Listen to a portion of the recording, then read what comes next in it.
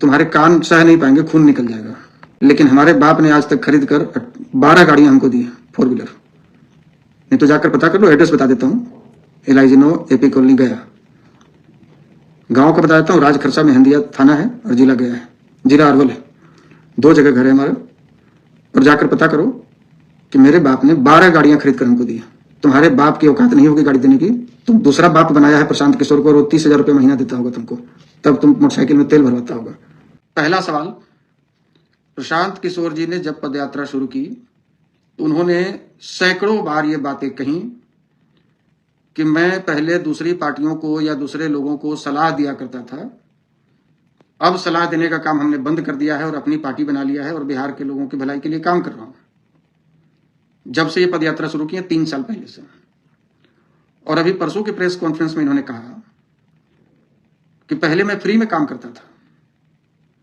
अच्छा, ये बताइए कि ये बात आपको हजम होता है कि प्रशांत किशोर पिछले 10-12 वर्षों से जितनी पार्टियों के लिए काम किए, उनको सलाह दी, वो फ्री में किए हों? यदि हजम होता है, कलेजे पे हाथ रख के बोलिएगा, मेरे एक सवाल का जवाब दीजिएगा। दिल पे हाथ रखिए, ईमानदारी से। चमचागिरी नहीं और पेड वर्कर वाली बात नहीं। आप जो पेड वर्कर है वो तो लिखेंगे ही लिखेंगे, वो लिखेंगे ही लिखेंगे, उसमें कहीं कोई डाउट नहीं है। जिनको पैसे मिल रहा है लिखने का, पर कमेंट पैसा मिलता है, तो लिखेंगे ना। लेकिन ईमानदारी से कहिएगा कि क्या 2021 से पहले या 2022 से पहले प्रशांत किशोर जितने भी पार्टियों के लिए काम किए, क्या वो उनका काम फ्री में किए? परसों वो प्रेस कॉन्फ्रेंस में ये बात कह रहे थे कि मैं पहले पैसा नहीं लेता था।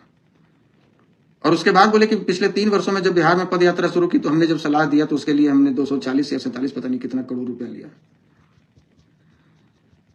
अब ये बताइए कि जो व्यक्ति घूम घूम कर बिहार में कह रहा था कि मैं अब सलाह देने का काम बंद कर दिया हूं और पहले सलाह देता था, उससे जो पैसा आया है उसी पैसे को लगा रहा हूं, और अब ये कह रहे हैं कि पहले सलाह देता था मुफ्त में और अब 3 सालों से जो सलाह दे रहा हूं उसका पैसा ले रहा हूं। इसका जवाब प्रशांत जी यदि आपके पास है तो कृपया देने का काम करें। पहला सवाल, ईमानदारी पूर्वक, और बकवास नहीं यहाँ करना है। जो लोग बकवास कर रहे हैं वो हम समझ रहे हैं, भाई आप अपनी ड्यूटी निभा रहे हैं, निभाइए। दूसरा सवाल है, जब इन्होंने पदयात्रा की शुरुआत की तो कई दफा मीडिया वालों ने पूछा कि क्या जनसुराज की सरकार बनेगी तो आप मुख्यमंत्री बनेंगे? बोले नहीं, मुझे मुख्यमंत्री नहीं बनना है, मेरा सपना बहुत बड़ा है, मैं मुख्यमंत्री नहीं बनना चाहता। और अब कहते हैं कि कोई काबिल व्यक्ति होगा वो मुख्यमंत्री बनेगा जनसुराज से। अब मीडिया पूछती है कि आप नहीं बनेंगे, तो इस पर ना नहीं कहते हैं कि नहीं मैं नहीं बनूंगा। अब कहते हैं कि जो काबिल होगा, तो काबिल तो अपने सामने डोनाल्ड ट्रंप को नहीं समझते। काबिल तो इनके सामने इनकी पार्टी में कोई है ही नहीं। काबिल तो सबसे ज्यादा इन्हीं के पास है। तो इसका मतलब है कि इस बात से भी मुकर गए हैं, हर बात पर ही व्यक्ति मुकर है। मैं तथ्यों के साथ पूरी बात रख रहा हूं, तथ्यों के साथ। जितने भी लोगों से घूम घूम कर इन्होंने कमिटमेंट किया, सवाल नंबर 3 है कि इस बार जितने भी लोग छठ में छुट्टी लेकर आएंगे उनको बिहार छोड़कर नहीं जाना पड़ेगा। क्या रोड मैप है आपके पास? कितने बिहारी बाहर हैं आपको ये अंदाजा है? रामेश्वरम कन्याकुमारी से लेकर और लेह लद्दाख तक कितने बिहारी बिहार से बाहर हैं, इसका अंदाजा है आपको? और ये 2 महीने में कौन सा आपको अल्लाह दिन का चिराग मिल जाएगा जो आप ये 5-10 करोड़ बिहारियों को बिहार में रोजगार दे देंगे? क्या रोड मैप है आपके पास इसका? क्या रोड मैप है? आपसे कम पढ़े लिखे केजरीवाल नहीं थे, उन्होंने भी जनता को ऐसे ही बेवकूफ बनाया था। और आज दिल्ली की जनता ठगा हुआ महसूस की और लात मार के केजरीवाल को भगाया, दिल्ली छोड़कर पंजाब में बैठे हैं। वो तो पंजाब में बैठे हैं क्योंकि उनकी वहां सरकार है, आपको तो कहीं कोई ठिकाना नहीं मिलेगा। सवाल नंबर 3, ये परेशान किशोर जी कहते थे, पूरे बिहार में घूमकर इन्होंने कहा कि सभी पार्टियों के उम्मीदवार की घोषणा करने से पहले जनसुराज के उम्मीदवारों की घोषणा की जाएगी। यहां तक कि उन्होंने समय दिया था कि जून जुलाई तक हो जाएगी। अभी क्या चल रहा है? अक्टूबर। कहां है आपका लिस्ट? लिस्ट कहां है आपका? कहां है आपके उम्मीदवार? और जो 10 उम्मीदवार 12 उम्मीदवार जो हर विधानसभा से 21-21 हजार रुपया लेकर जो आपने फॉर्म भरवाया है, तो किसी एक को ही मिलेगा, बाकियों का क्या? खैर उससे मेरा कोई लेना देना नहीं है, बाकियों का क्या होगा नहीं होगा वो खुद समझेंगे। लेकिन वो लिस्ट कहां है? जानते हैं वो लिस्ट क्यों नहीं है अभी तक, क्यों नहीं आपने सार्वजनिक किया है? आप इस इंतजार में हैं कि भाजपा से जिसको टिकट नहीं मिलेगा, राजद से जिसको टिकट नहीं मिलेगा, कांग्रेस से जिसको टिकट नहीं मिलेगा, लोजपा से जिसको टिकट नहीं मिलेगा, या अन्य गठबंधन वाले दलों से जिसको टिकट नहीं मिलेगा, वो नाराज कैंडिडेट आपके पास आएंगे और आप उनको टिकट देंगे। क्योंकि आपने पहले कहा था कि एक भी ऐसा उम्मीदवार नहीं होगा जो दूसरी पार्टी से आया हो, और अब कहते हैं कि 40% ऐसे उम्मीदवार होंगे जिनका राजनीतिक बैकग्राउंड नहीं होगा। ये तीसरा सवाल है। तीसरी बार आप मुकरे हैं अपने वादा से। चौथा सवाल, प्रशांत किशोर जी कहते हैं कि यदि हमारी सरकार नहीं बनी या सरकार बनाने के लायक हम विधायक नहीं जिता पाए, और यदि 5-10 विधायक सिमट के रह गए, वैसे तो उम्मीद इसकी भी नहीं है, 5-10 विधायक सिमट के रह गए, तो मैं उन्हें स्वतंत्र छोड़ दूंगा कि जहां जाना है जाए।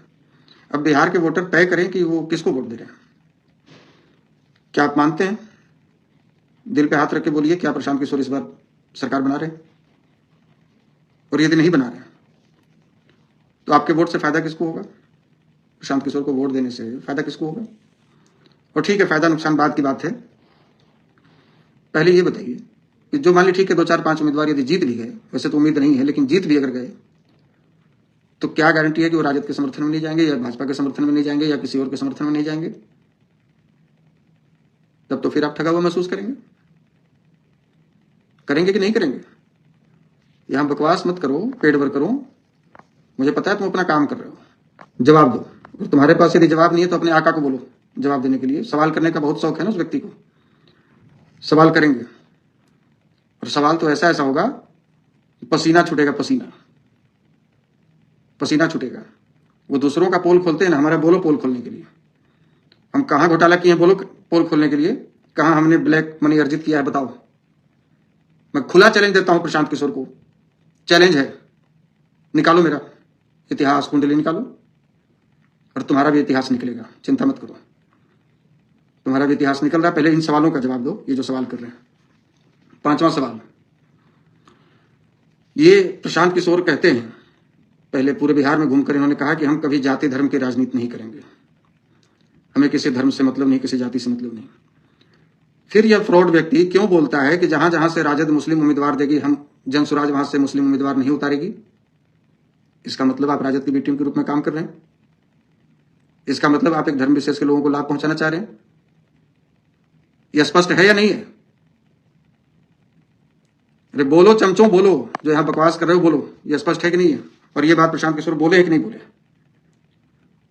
क्यों ऐसा, आखिर क्यों?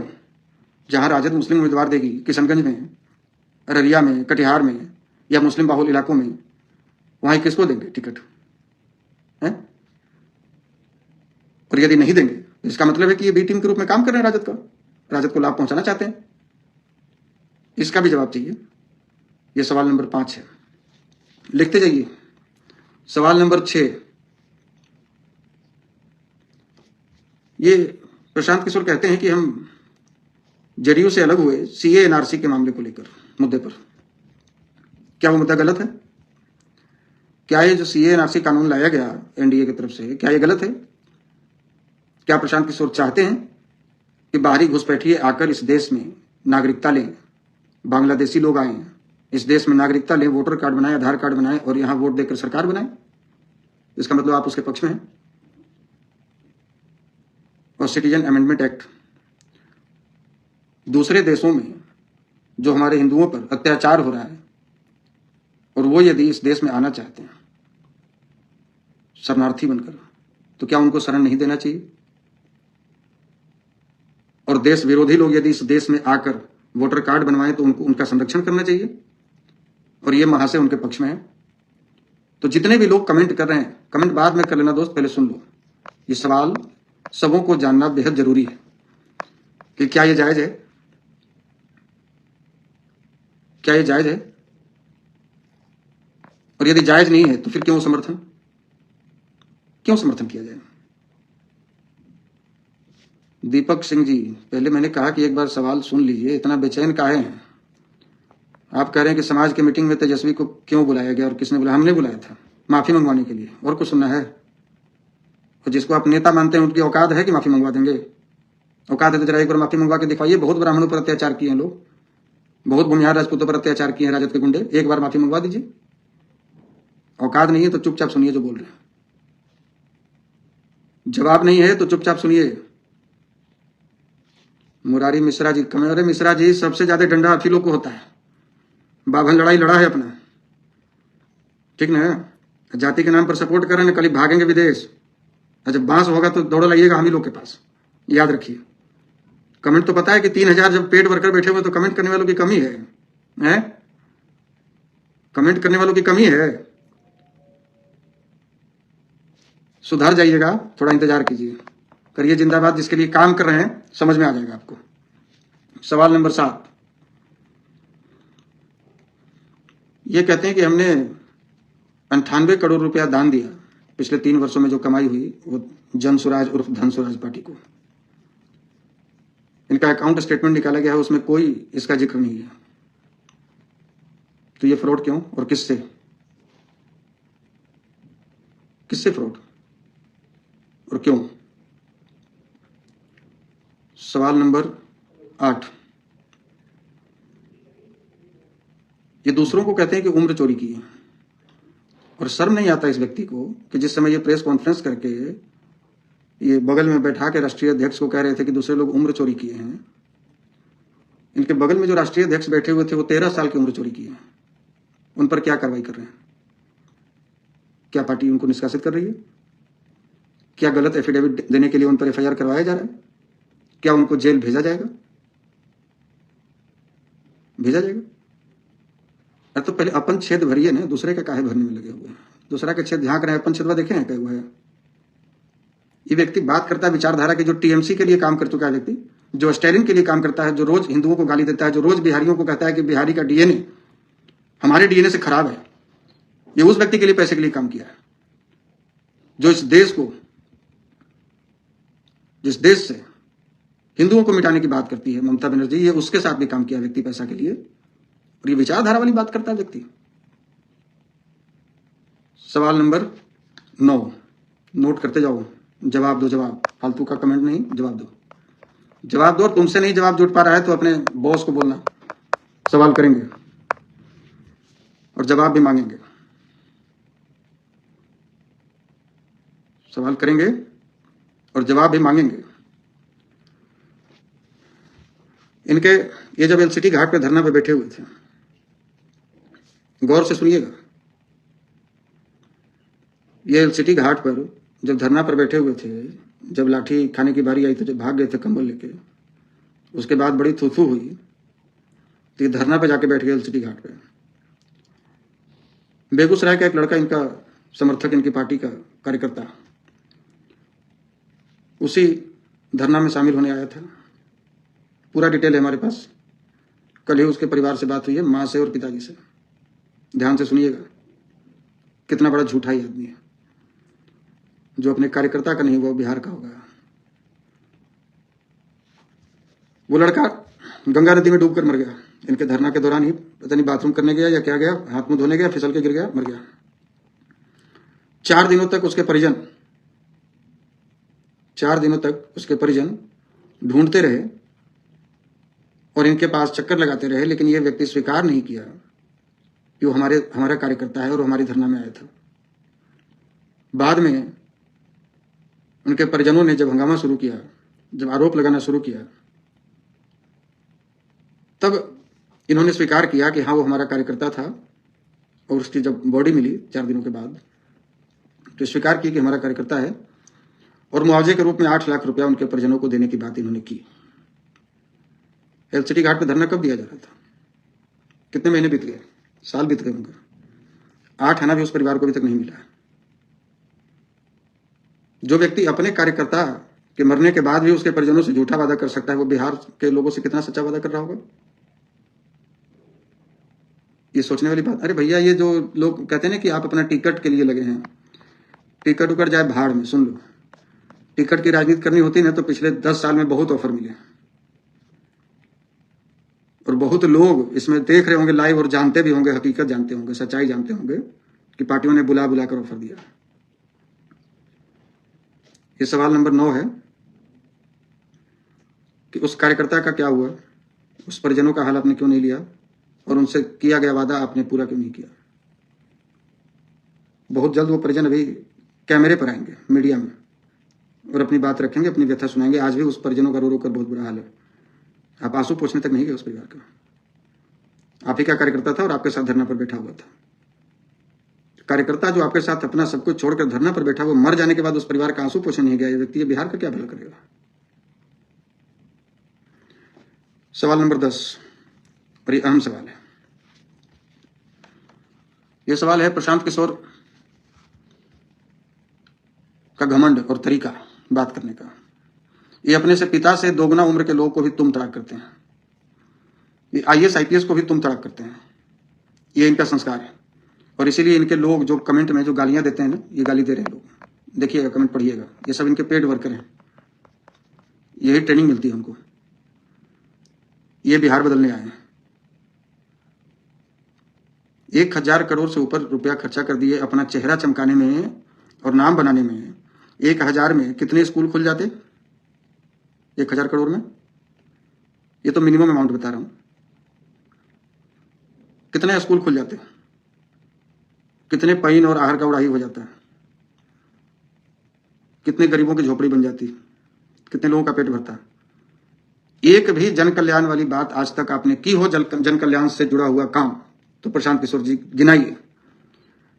भाड़े पर गाड़ी लेकर 25,000 और 35,000 रुपये महीना देकर गाड़ी पेंट करवा के भर बिहार में घुमाने, ऑटो रिक्शा पे अपना पोस्टर लगवाने, बिहार से लेकर और दिल्ली तक के मीडिया में पैसा फेंकने, और 3,000 पेड वर्कर महीने पर बैठाने जिनकी सैलरी 10,000 से लेकर 3 लाख तक। केवल प्रशांत किशोर और केवल जनसुराज नाम चमकाने के लिए आपने ये जो 1,000 रुपया लगा दिया। क्या इस 1,000 करोड़ से बिहार के हजारों लोगों का भला हो सकता था कि नहीं हो सकता था? कोरोना काल में जिंदा थे ना जी, ये कोमा में थे। बिहार के कितने करोड़ लोग फंसे हुए थे? कितने लोगों को आपने बिहार भेजने में मदद किया?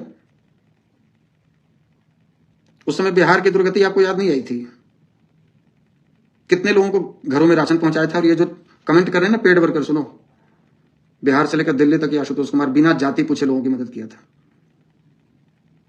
लाइव सिटीज पर जाकर देख लेना, आज भी है, ज्ञानेश्वर चलाए हैं, और भी दूसरे मीडिया चैनलों में देखने को मिल जाएगा, बिहार तक पे मिल जाएगा, दूसरे चैनलों में मिल जाएगा। संसाधन विहीन व्यक्ति दूसरों से मदद ले लेकर मदद पहुंचाया है। और ये अरबपति व्यक्ति कितने लोगों की मदद पहुंचाए हैं पूरे कोरोना में?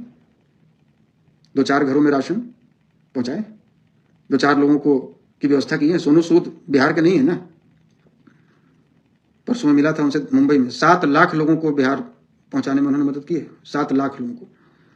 और एयरवेज कंपनी ने उनको ऑनर देते हुए पूरे फ्लाइट पर उनका नाम और तस्वीर चिपकाया। ये पैसा देकर नहीं चिपकवाए थे सोनू सूद,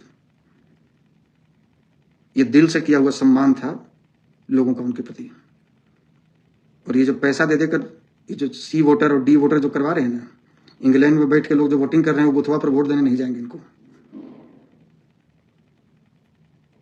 ये जो पंजाब और हरियाणा से बुलाकर जो पेड वर्कर बैठाकर अपने पक्ष में जो वोटिंग करवा रहे हैं, वो यहाँ वोट देने नहीं जाएंगे। सुन लीजिए। और सबको पता है कि ये चुनाव एक भी सीट जीतेंगे नहीं। ये 2,000, 4,000, 5,000 सब जगह काटेंगे और एनडीए को नुकसान पहुंचाएंगे। 9 सवाल हुआ था, आखिरी सवाल 10, ये जो तेवर वाली बात है। तो मैं बताता हूं, मैं भी गया था प्रशांत किशोर के पास में। गया नहीं था, बुलाया गया था। प्रशांत किशोर बीजेपी में शामिल होने से पहले प्रशांत किशोर की टीम की तरफ से सैकड़ों बार कॉल मेरे पास आए, सैकड़ों बार कॉल आया। मैंने सोचा एक बार जाकर बात की जाए। अब इस आदमी का एटीट्यूड और घमंड देखिए। उस समय मामला चल रहा था वो राजद की प्रवक्ता के साथ जो हुआ था, उसके 15-20 दिन की बात पहले ही कहते हैं कि आइए, काहे इतना चर्चा में है आजकल। हमने कहा कभी कभी जवाब देना जरूरी होता है। फिर उन्होंने कहा कि अच्छा, एक बात तो ठीक बोले कि मैं उनको जाति की वजह से ऐसी बात नहीं कही हमने, और जब तक तेजस्वी बोलेंगे तब तक हम बोलेंगे। आपका 10-20 वीडियो हमने इस पर देखा है। हमने कहा अच्छी बात। फिर थोड़ी देर बाद इधर उधर की बातें हुई, और उतने में ही वो कहे, उस समय तक मनीष कश्यप इनकी पार्टी ज्वाइन नहीं किए थे, और ये बात शायद लोगों को झूठा लग सकता है, लेकिन मैं कहता हूं कि मुझे प्रशांत जी के पास बैठाइए, प्रशांत जी के पास बैठाइए और जिस भी देवी देवता को मानते हैं उन पर हाथ रखकर कसम खिलवाइए कि क्या वो बात ये नहीं बोले थे। मैं उसी दिन समझ गया था कि ये आदमी हिसाब से ज्यादा घमंडी है, और ये बिहार में जिस दिन भी सत्ता के लायक बन जाएगा, ये हिटलर सा ही काम कायम कर देगा बिहार में। ये दूसरा किम जोंग बन जाएगा। इसने कहा कि मनीष कश्यप भी 2 महीना से चक्कर लगा रहा है, देखते हैं क्या करते हैं। रोज आता है, घूम के जाता है, मिल के जाता है। इस तरीके से जवाब मतलब अगले का था कि मुझे लगा कि मनीष कश्यप बहुत मतलब एकदम उनके पास कोई रास्ता नहीं है, और इस व्यक्ति का रोज आकर चरण वंदन कर रहे हैं, और ये व्यक्ति इनको इग्नोर कर रहा है, फिर भी मनीष कश्यप रोज आ रहे हैं। उनका कहने का मतलब यही था। मैं अकेला नहीं था, हमारे साथ गौतम जी भी थे। और जैसे ही वहां से बाहर निकले तो गौतम जी ने पहले ही बात यही की कि सर इसका लैंग्वेज देखते हैं क्या है। जो व्यक्ति ठीक है श्रद्धा से आपके पास आ रहा है, आप पीठ पीछे उसके बारे में कह रहे हैं कि वो 3 महीने से चक्कर लगा रहा है हमारे ऑफिस का, तो आप ऐसे जुड़ेंगे कार्यकर्ताओं को?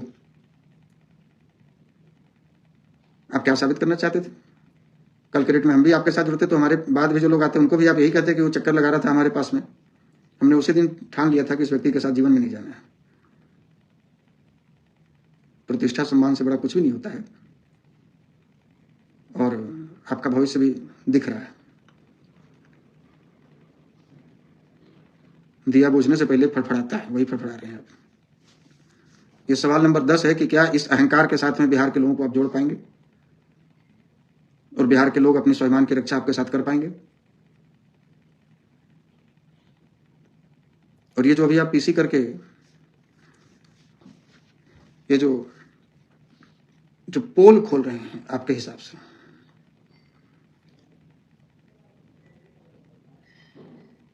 ये पता है क्यों हो रहा है? आपको समझ में आ गया है कि बिहार की जनता हमको वोट देने नहीं जा रही है। पेड वर्करों को आप 24 आवर ड्यूटी पे लगाए हैं, कमेंट और सोशल मीडिया पर भले दिखे, ग्राउंड पर हम लोग जीते हैं। और गांव देहात में जाकर बात करते हैं तो लोग यही कहते हैं कि जीतेगा तो नहीं, लेकिन बीजेपी को, एनडीए को हराएगा, और हराने के लिए ही आया है।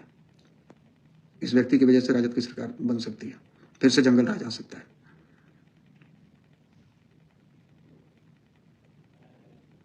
तो ये जो आप कर रहे हैं ना, ये खीस में कर रहे हैं, जैसे नहीं था खिसियानी बिल्ली खंभा नोचे, तो आप हीड़ रहे हैं। आपको ये था कि एनडीए से लोग टूटकर आपको वोट देंगे, क्योंकि सारे बुद्धिजीवी वोटर्स एनडीए के साथ हैं, और आप अपने आप को बुद्धिजीवियों का सरदार मानते हैं। तो आपको लगता था कि बुद्धिजीवी लोग आपके साथ आएंगे, लेकिन वो लास्ट समय में आपने देख लिया, अब जब महीने दिन रह गए चुनाव के, आपको समझ में आ गया कि हम यहां कुछ नहीं कर पाएंगे, तो आप हिड़ रहे हैं और अपनी खीस निकाल रहे हैं एनडीए के लोगों पर। राजद पर मुंह बंद क्यों है? तेजस्वी पर मुंह बंद क्यों है?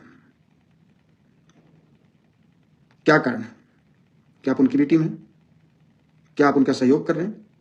क्या आपको कुछ मोटा रकम मिला है? क्या आपके साथ कोई कमिटमेंट किया गया? क्यों नहीं राजद पर आप बोल रहे हैं? लालू प्रसाद यादव के परिवार से ज्यादा भ्रष्ट कोई और दूसरी पार्टी, कोई और दूसरा परिवार है क्या? राजद से बड़ी कोई भ्रष्ट पार्टी है क्या? आप उनके बारे में क्यों नहीं बोल रहे? तो आपकी चुप्पी ये बताती है कि आप एक दल के साथ में काम कर रहे हैं, एक गिरोह के साथ में काम कर रहे हैं,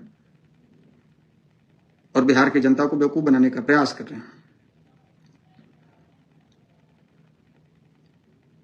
तो ये जो आपकी ये जो शराफत का और ईमानदारी का जो चादर ओढ़े हुए हैं श्रीमान प्रशांत किशोर जी, आपसे ये विनती है कि ये 10 सवालों का जवाब आप दीजिए। ये 10 सवाल से यदि संतुष्ट हो जाएंगे तो फिर आगे विचार किया जाएगा। ये 10 सवालों का जवाब देना चाहिए। जैसे कुछ लोग कह सकते हैं कि आपके सवाल का जवाब वो क्यों देंगे, तो फिर हम भी कह सकते हैं कि भाई उनके सवाल का जवाब हमारे नेता क्यों देंगे? वो हमारी पार्टी के हैं क्या? वो सीबीआई ऑफिसर हैं क्या? वो डीजीपी हैं बिहार के क्या?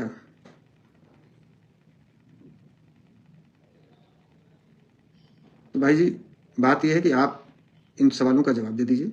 बिहार की जनता जानना चाहती है, और ये असमंजस में बिहार की जनता नहीं रहना चाहती है। बिहार की जनता असमंजस में नहीं रहना चाहती है। प्रियरंजन कुमार जी लिख रहे हैं कि सारे गुंडा अपराधी बीजेपी में है। हम लिस्ट निकालें जनसुराज में जो लोग अभी घूम रहे हैं उनका। तेजस्वी जैसा हवा हवाई लोग हैं हम लोग। 243 विधानसभा में जो लोग इनके साथ जुड़े हैं, सब लोगों की खबर है हमारे पास में। और वो कितने चरित्रवान लोग हैं और कितने हरिश्चंद्र के पोता लोग हैं, सब पता है हमको।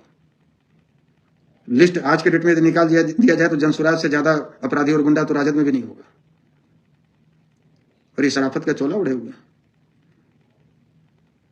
फिर से एक बात कहेंगे, ये 10 सवाल का जवाब हमने बहुत ही शालीनता के साथ किया है और ये इसका जवाब मिलना चाहिए। और ये जो गालीबाज लोग जो कमेंट कर रहे हैं, हमने पहले भी कहा है दोस्त और फिर कह रहा हूं, हम अपनी जबान गंदा नहीं करते हैं दोस्त। नहीं तो जिस विभाग में नौकरी करके आए हैं वहां गाली से ही पीएचडी कराई जाती है। तुम्हारे कान सह नहीं पाएंगे, खून निकल जाएगा, ऐसा ऐसा देंगे, इतना आता है हमको। लेकिन हम अपनी जुबान गंदा नहीं करेंगे तुम लोगों की तरह। तुम्हें तुम्हारे आका की तरफ से आदेश मिला है गाली देने का, तुम दे सकते हो। तुम जिसके बी टीम हो, वो लोग तो प्रधानमंत्री की माँ को गाली दे रहे हैं, हमको गाली देना कौन सी बड़ी बात है। तुम जिनके बी टीम हो तो चिराग जी की माँ को गाली दिए, हमको गाली देना कौन सी बड़ी बात है। तुम गाली दे सकते हो, ये तुम्हारा अधिकार है, जो कि तुमको अधिकार दिया गया है तुम्हारी आका की तरफ से, और इसीलिए तुमको पैसा मिलता है। तुम अपना काम करते रहो, लेकिन तुम अपने आका से बोलो, जवाब दे पहले। और जवाब यदि नहीं है तो बोलो मुंह बंद रखे। जवाब नहीं है तो मुंह बंद रखे, नहीं तो जवाब दे। मृत्युंजय सिंह जी कहते हैं तुम्हारा बाप दिया है फॉर्च्यूनर खरीद कर। हमारा बाप ही दिया है। तुम्हारा बाप तुम्हारी गाड़ी देने के बदले तुमको 30,000 महीना देता होगा, लेकिन हमारे बाप ने आज तक खरीद कर 12 गाड़ियां हमको दी है, 4 व्हीलर। नहीं तो जाकर पता कर लो, एड्रेस बता देता हूँ, LIG 9 AP कॉलोनी गया। गांव का बता देता हूँ, राजखरसा में हंदिया थाना है और जिला गया है, जिला अरवल है। 2 जगह घर है हमारा। और जाकर पता करो कि मेरे बाप ने 12 गाड़ियां खरीद कर हमको दी। तुम्हारे बाप की औकात नहीं होगी गाड़ी देने की। तुम दूसरा बाप बनाया है प्रशांत किशोर को, और वो 30,000 रुपये महीना देता होगा तुमको, तब तुम मोटरसाइकिल में तेल भरवाता होगा। इससे ज्यादा बोलने की और जवाब देने की, सुनने की तुम्हारी औकात नहीं है।